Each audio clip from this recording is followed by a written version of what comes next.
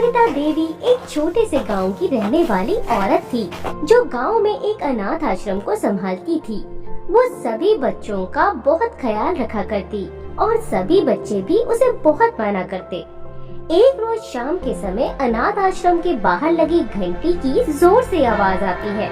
उस घंटी की आवाज को सुनकर सरिता कहती है, घंटी बजी है, यानी फिर कोई बच्चा आया है आश्रम में। लेकिन कौन है जो इतनी जोर जोर से घंटी बजा रहा है? जाकर देखती हूँ। सरिता अनाथ आश्रम के बाहर जाती है तो घंटी की आवाज बंद हो जाती है। वो देखती है कि बाहर कोई भी नहीं है और बाहर रखे पालने में 3 नवजात बच्चियां होती हैं।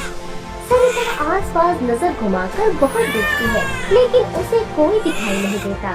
तभी तो वो कहती है, हे भगवान, इन 3 बच्चों को कौन छोड़कर चला गया? इतनी प्यारी बच्चियां हैं ये। तभी अनाथ आश्रम में काम करने वाला सरजू भी वहाँ आ जाता है और उन बच्चियों को देखकर सरिता से कहता है, सरिता बहन, ये बच्चियां किसकी हैं? क्या पता सरजू किसकी है, लेकिन अब अनाथ आश्रम के बाहर छोड़ कर गए हैं तो ये अब हमारी जिम्मेदारी है। सही कहा सरिता बहन, चलिए बच्चियों को अंदर लेकर चलते हैं। तभी दोनों उन बच्चियों को अंदर लेकर जाते हैं और बीतते समय के साथ वो तीनों बच्चे अनाथ आश्रम के और बच्चों की तरह वहाँ पर पलती बढ़ती हैं। सरिता उन तीनों बच्चियों का बहुत ही ख्याल रखती।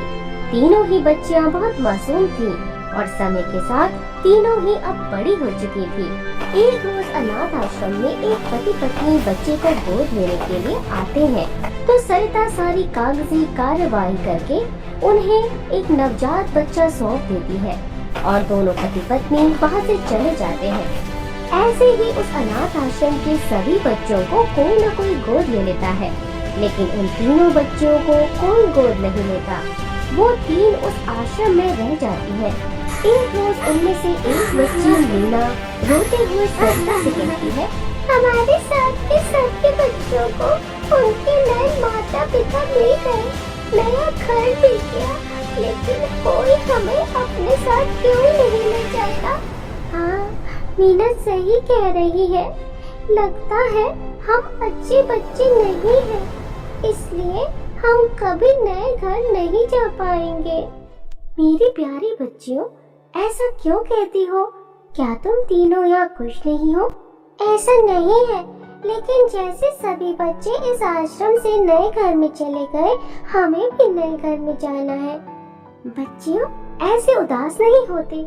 और फिर तुम्हारे लिए मैं हूँ ना। आज से तुम तीनों मुझे मैडम नहीं, माँ कहना। सच में हम आपको माँ कह सकते हैं, यानी अब हम अनाथ नहीं। तुम तीनों जब से इस आश्रम में आए हो, मेरा तुमसे एक अलग ही लगाव हो गया है। इतने सालों तुम्हें खेलते कूदते बढ़ते देखा है और अब तो तुम तीनों ही हो जिसका मुझे ध्यान रखना है। तो आज से हम तीनों आपको माँ कहेंगे। क्यों रीना? टीना, सही कहा ना मैंने? अब रीना टीना भी उसकी हाँ में हाँ मिलाती हैं और उनकी ये बातें सुनकर सरिता बहुत खुश होती है। समय गुजरता है और अब सरिता की उम्र भी हो चुकी थी, इसलिए सरिता आश्रम का कामकाज सरजू के हवाले कर उन तीनों बच्चों के साथ अलग रहने लगती है। सब ठीक चल रहा होता है कि एक रोज तीनों बहनें घर के बाहर खेल रही होती हैं, तो मीना को एक सुंदर सी तितली उड़ती दिखाई पड़ती है। तो वो अपनी बहनों को भी तितली दिखाती है और तीनों बहनें तितली को पकड़ने के लिए उस तितली के पीछे जाती हैं।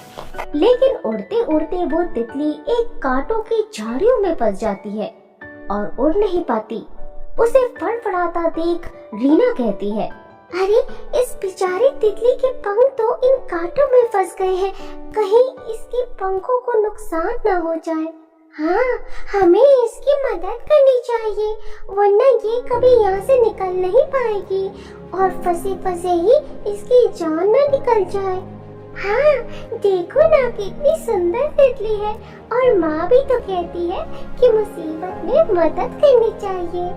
तीनों बहनें मिलकर उस सुंदर तितली की मदद करती हैं और उसे कांटों की झाड़ियों से निकालती हैं, तो तितली दोबारा उड़ने लगती है।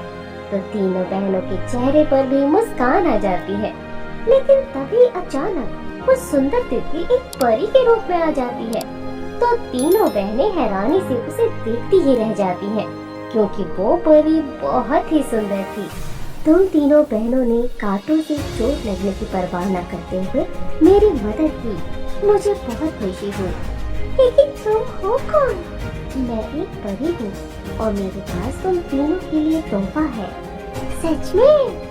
लेकिन उसके लिए हमें आसमान की सैर करके कहीं और जाना होगा। चलो मेरे साथ। परी उन तीनों बहनों को अपने साथ आसमान के रास्ते एक बहुत ही सुंदर जगह ले जाती है, जहाँ पर 3 फ्रॉक का घर होता है, जिसमें दरवाजे भी बने हुए होते हैं।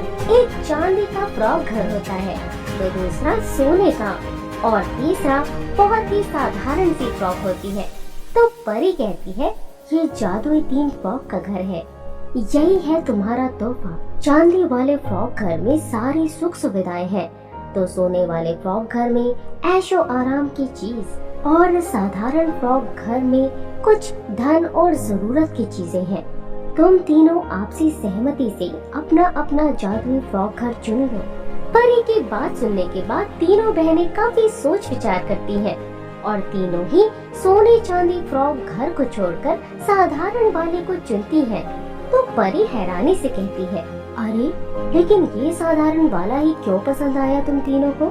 क्योंकि इसमें जो धन है वो हम अनाथ आश्रम को देकर उनकी मदद कर सकते हैं, ताकि वहाँ आने वाले बच्चों को अच्छी सुविधाएं मिल सके। हाँ, और बाकी जरूरत का सामान तो हमारे काम आएगा ही, इसलिए हम तीनों की पसंद एक ही है। क्यों परी, हम तीनों एक ही घर तोहफे में नहीं ले सकते क्या? तीनों बहनों का ये उत्तर सुनकर परी बहुत खुश होती है और मुस्कुरा कर कहती है, तुम तीनों बहुत ही नेक हो और तुम्हारी नीयत भी बहुत साफ है, इसलिए मैं इन तीनों फ्रॉकों के घर को तुम्हें सौंपती हूँ। लेकिन हम 3 फ्रॉक घर का क्या करेंगे? हम तीनों तो अपनी माँ के साथ एक ही घर में रहना चाहते हैं। हाँ, हम जहाँ भी रहेंगे एक साथ और एक घर में ही रहेंगे परी। उसकी ये बात सुनकर परी फिर मुस्कुराती है और तीनों फ्रॉक के घर को जादू से एक एक कर बड़ा जादुई फ्रॉक का घर बना देती है और जादू से इस घर के साथ उन्हें वापस धरती पर छोड़ देती है। फिर तीनों बहनें अपनी माँ के पास जाती हैं और उसे सब कुछ बताती हैं। तुम तीनों सच में बहुत ही नेक दिल हो मेरी बच्चियों, इसलिए उस परी ने तुम्हें ये तोहफा दिया।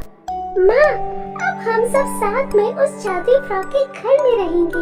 हाँ मेरी बच्चियों, तुम्हारी खुशी में ही मेरी खुशी है। तीनों अपनी माँ के साथ उस बड़े से जादुई फ्रॉक के घर में रहने चली जाती हैं, जहाँ किसी चीज की कमी नहीं होती, और अब तीनों बहनें अपनी माँ के साथ खुशी खुशी रहने लगती हैं। तो दोस्तों, कैसी लगी आपको हमारी कहानी? अगर आपको ये कहानी पसंद आई हो तो लाइक, शेयर, सब्सक्राइब करना न भूलें और ऐसे ही कहानियाँ देखने के लिए बने रहे हमारे चैनल पर।